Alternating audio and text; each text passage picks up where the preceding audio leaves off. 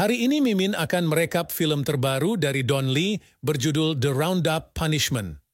Sebelumnya, Mimin mengingatkan untuk dibantu subscribe agar channel Mimin bisa tembus 1000 subscriber bulan ini. Tanpa berlama-lama, berikut keseruan film ini.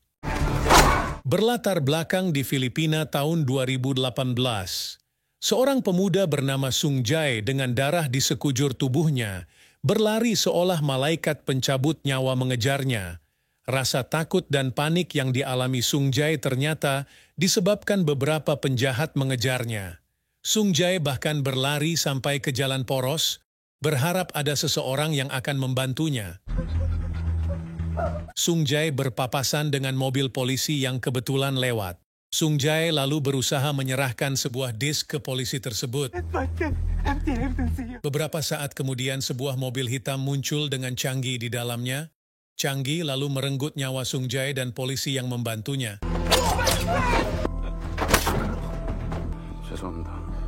Changi lalu mengambil disk yang sebelumnya ingin diserahkan Sung Jae ke polisi.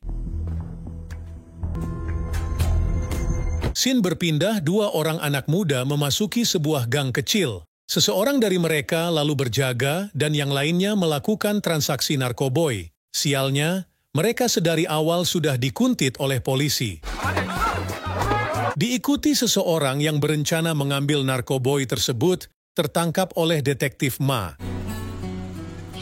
Detektif Ma lalu menyusuri tiap sudut di gang tersebut.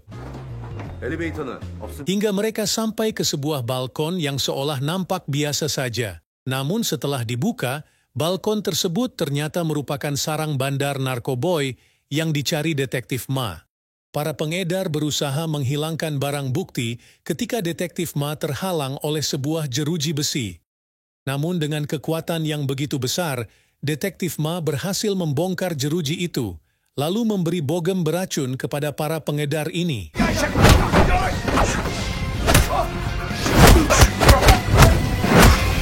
Tempat berhasil diamankan, diikuti dengan barang bukti. Melihat adanya seseorang memesan lewat HP, Detektif Ma memutuskan menunggu di tempat tersebut dan berhasil meringkus seorang lagi.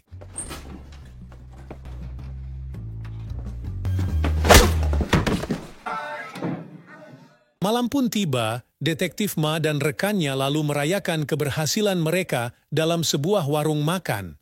Sembari makan, Detektif Ma menanyakan keberadaan Sung Jae yang ternyata merupakan orang yang masuk ke dalam list pencarian mereka.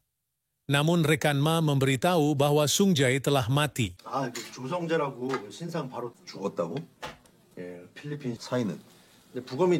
Detektif Ma dan rekannya lalu mengunjungi rumah sakit untuk melihat mayat Sung Jae. Dokter lalu memberitahu Detektif Ma bahwa Sung Jae mati dengan sebuah pisau menghunus dadanya.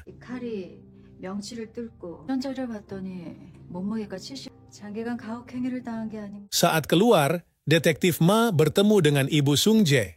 Ibu Sung Jae lalu menangis seraya menanyakan siapa yang telah membunuh anaknya. Sepengetahuan ibunya, di Filipina Sung Jae bekerja pada sebuah perusahaan trading bernama Hebe Trading.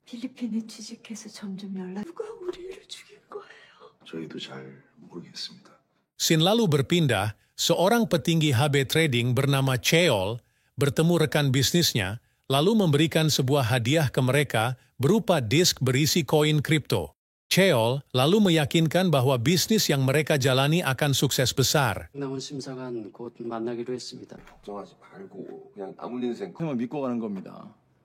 Beralih ke Filipina, Changi ternyata menjalankan sebuah bisnis kasino. Rekan Changi lalu mengatakan bahwa lokasi sebuah web yang mengganggu bisnis mereka telah ditemukan. Changi lalu menyuruh para anggotanya bersiap menyerang tempat itu.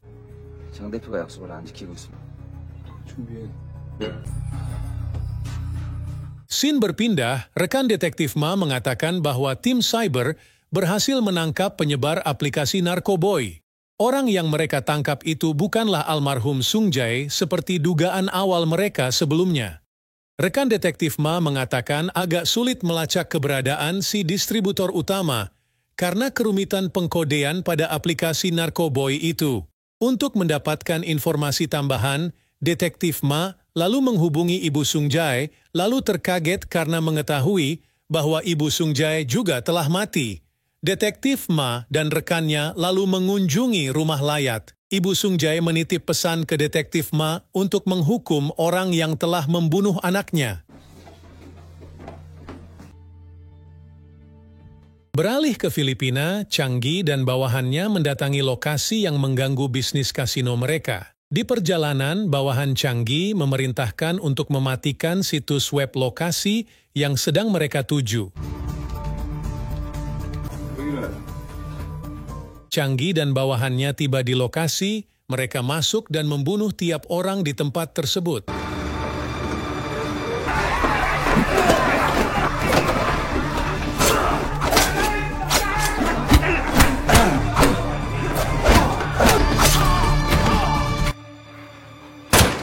Rekan Changi lalu mengambil disk server di tempat itu.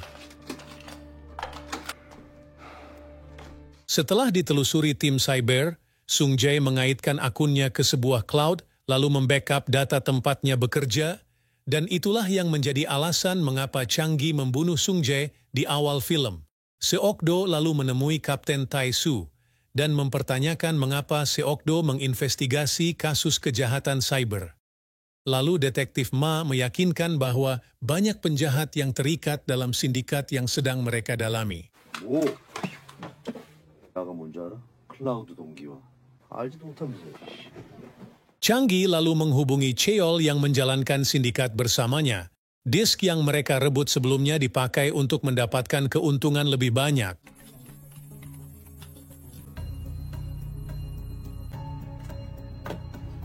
Rekan Detektif Ma lalu menemukan situs web yang mereka cari. Situs tersebut bernama Emperor Casino. Namun sialnya untuk masuk ke dalam, mereka membutuhkan sebuah akun yang sudah teregistrasi.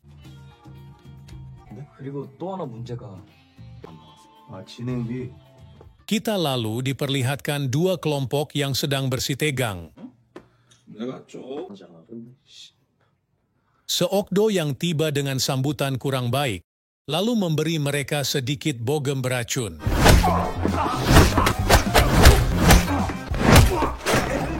Seok-do lalu meminta uang dari mereka. Uang tersebut kemudian dipakai untuk mendaftar pada situs Emperor Casino. Scene berpindah, Changi mengunjungi Yuseong. Di sana, Changi lalu menelpon Cheol yang sedang bertemu Tuan Kwon. Changi menelpon untuk menanyakan bagian dari sindikat yang mereka jalankan. Merasa kesal dengan rekannya yang tak jelas, membuat Changi memutuskan untuk ke Korea. 한국 들어가자.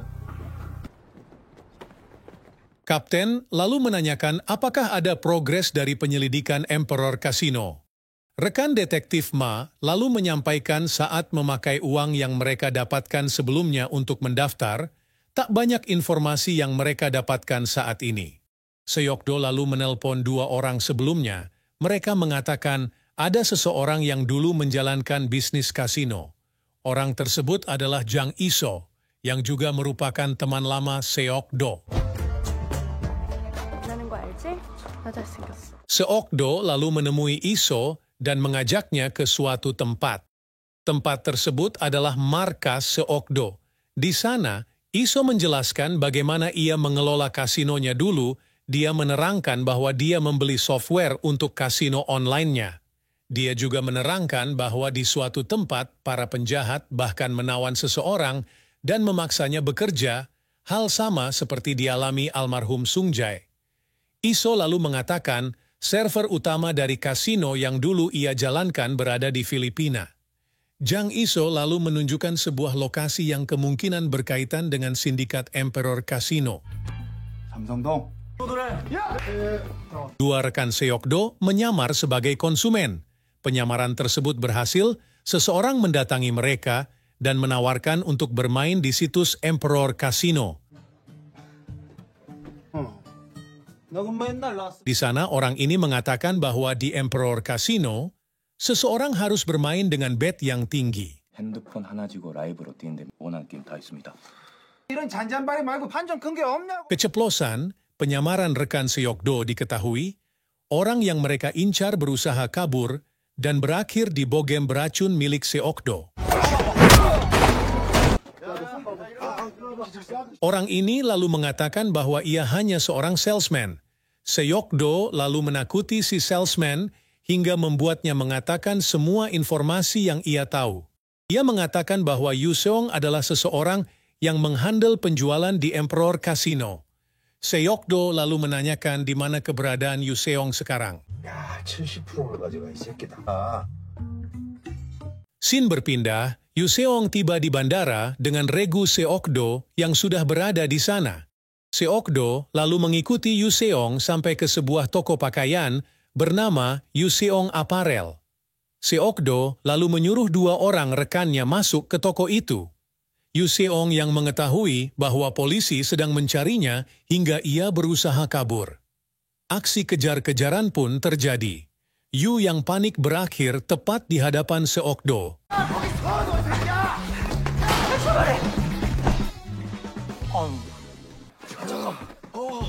Scene lalu berpindah, Changgi dan rekannya mengunjungi Cheol. Changgi lalu meminta bagiannya dinaikkan sesuai dengan janji Cheol sebelumnya. Sembari menyuruh Changgi bersabar, Cheol lalu menyuruh Changgi membunuh Tuan Ko karena sudah masuk terlalu jauh dalam bisnis mereka. 제 말에 대답이나 해주시죠. 야, 창기야. 너 그 말은 꼭 지켜야 돼. Setelah interogasi dilakukan, rekan Seokdo mengatakan bahwa Yu Seong Apparel digunakan sebagai tempat pencucian uang, mengekspor pakaian bekas, dan mengawal uang kasino sampai ke Korea. Rekan Seokdo lalu mengatakan bahwa Yu Seong bukan dalang utama di balik Emperor Casino. Yu Seong lalu mengatakan bahwa seseorang akan datang membunuhnya jika ia memberitahu semua informasi yang diketahuinya. 저 죽고 싶지는 않아. Scene lalu berpindah ke Changgi yang membunuh Tuan Ko sesusai kesepakatannya dengan Cheol.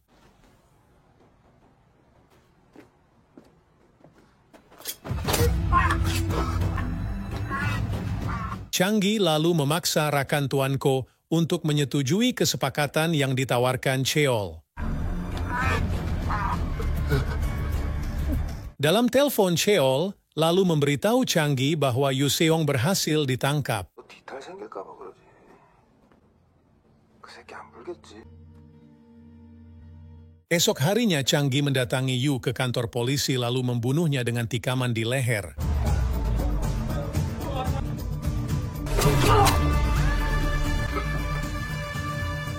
Cheol lalu membuat kesepakatan dengan Tuan Kwon untuk membunuh Changgi. 쌀쌀하다. Changgi lalu melihat berita penemuan mayat Tuan Ko di berita. Changgi lalu menyadari ada hal lain yang direncanakan Cheol. Untuk menambah informasi, Detektif Ma mendatangi seremoni yang diadakan Cheol, mengingat Cheol dikenal sebagai orang jenius yang juga mengembangkan banyak aplikasi. Di lift, Seokdo berpapasan dengan Changgi yang ingin memberi pelajaran ke Cheol. Namun karena kurangnya informasi, membuat Seokdo tak menyadari bahwa orang yang ia cari tepat berada di sampingnya. Curiga dengan gerak-gerik Changgi, Seokdo lalu memutuskan untuk mengikuti Changgi. Benar saja, Changgi dan rekannya menyerang mereka.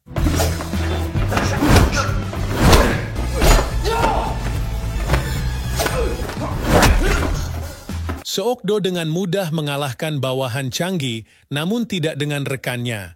Changgi lalu berhasil kabur dengan menawan seorang wanita.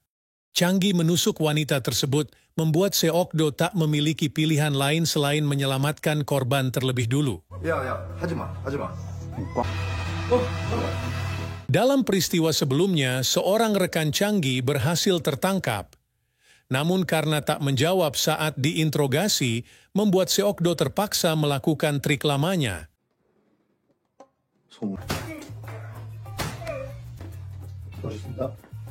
Mendapat petunjuk, kini Seokdo mengantongi identitas Changgi dan seorang rekannya. Tim Seokdo lalu menduga bahwa Cheol adalah otak di balik sindikat Emperor Casino.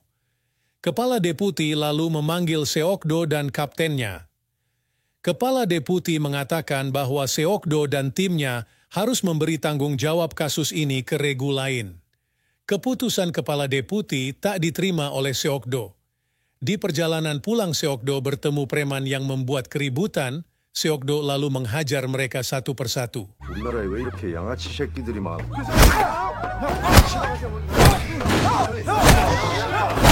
Malamnya, rekan Changi menyarankan agar mereka segera kembali ke Filipina, namun Changi menolak.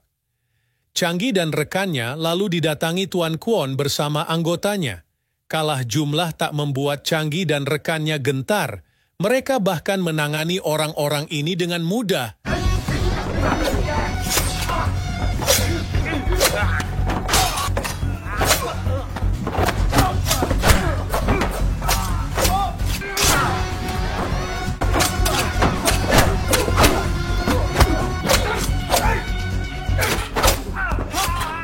Di saat-saat terakhir, Changi lalu membuat kesepakatan dengan Tuan Kwon. Seokdo lalu meyakinkan kaptennya agar dia dapat kembali melanjutkan investigasi tentang Emperor Casino, lalu memutuskan menemui deputi. Seokdo lalu memohon ke kepala komisioner dan hal tersebut berbuah manis. Setelah mengatakan bahwa ia telah berjanji kepada ibu korban, kepala komisioner lalu mengizinkan Seokdo kembali melanjutkan investigasinya. Misi pun kembali dimulai. 열심히 하겠습니다.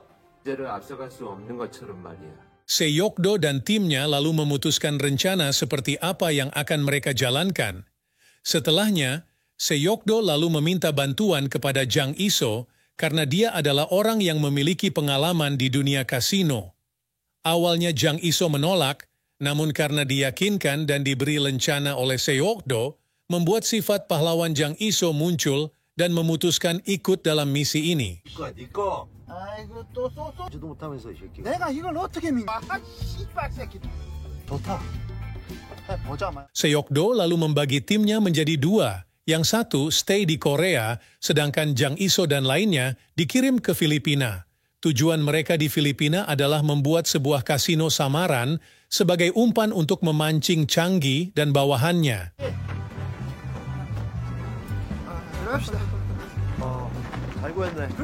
Di tempat lain, Cheol berencana membunuh Changi dengan tangannya sendiri setelah mendapat informasi dari Tuan Kwon bahwa Changi berhasil ditangkap. Berkat pistol yang diberi Tuan Kwon, Cheol sangat pede menemui Changi. 전에 말씀하셨던 공사장. Changi lalu menanyakan apa kode admin milik Cheol. Cheol lalu memberitahu kode tersebut sembari menarik pelatuk. Namun sayangnya, pistol tersebut tak memiliki peluru. Changi lalu menikam dan memotong satu jari Cheol.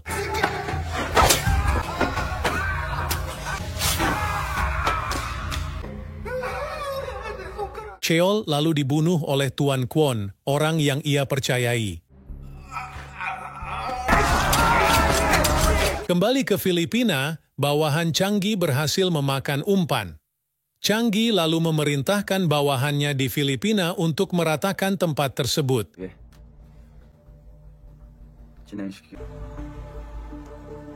Jang Iso dan lainnya lalu mengamankan kasino yang mereka buat untuk menghindari korban saat bawahan Changi sampai. Polisi setempat juga telah bersiap meringkus komplotan Changi.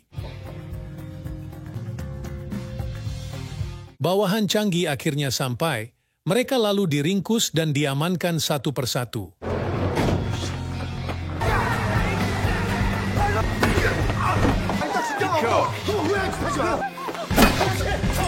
Di Villa Cheol, Changi hanya mengambil server yang ia inginkan, sedangkan uang Cheol di brankas diberikan semua kepada Tuan Kwon.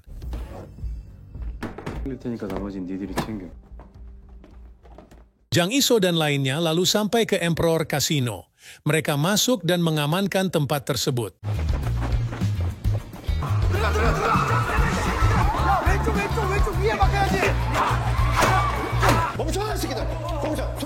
Di sana, rekan Jang Iso meretas dan melacak lokasi server utama Emperor Casino.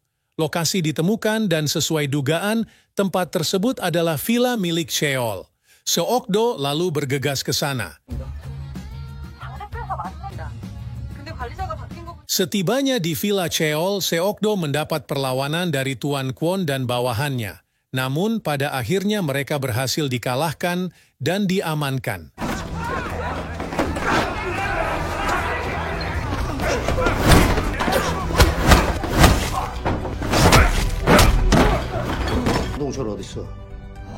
Seokdo lalu menuju ke bandara setelah mengetahui bahwa Changi akan kembali ke Filipina. Singkat cerita, saat Changi sudah berada di pesawat dan mengira bahwa tak ada yang dapat menghentikannya, Seokdo akhirnya muncul di hadapan mereka. Aksi baku hantam 2 lawan 1 pun dimulai.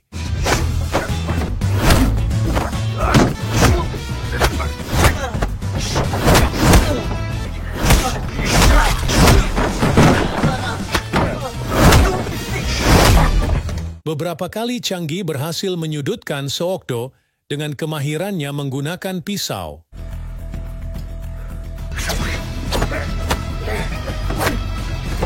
Namun itu semua berakhir ketika Seokdo mendaratkan bogem beracun dan tendangan penutup ke wajah Changi.